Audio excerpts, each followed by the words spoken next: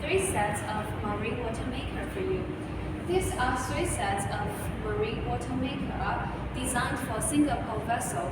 Due to the limited size of the skylight engines and the engine room, we have separated the SWR system into 2 parts.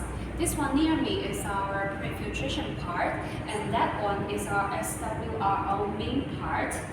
Now let's follow me. Behind are 2 sets of SWRO. Listen to.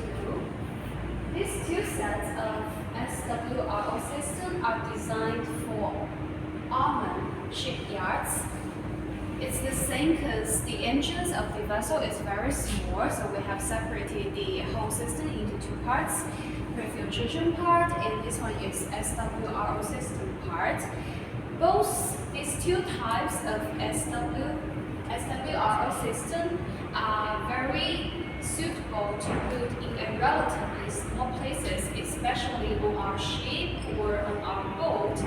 And these 3 sets have a relatively small capacity. It's 500 liters per hour, and that one, these 2 sets, is 1,000 liters per hour SWR system. If you are interested in these 2 kinds of marine water maker, you can contact us here. See you next time. Bye.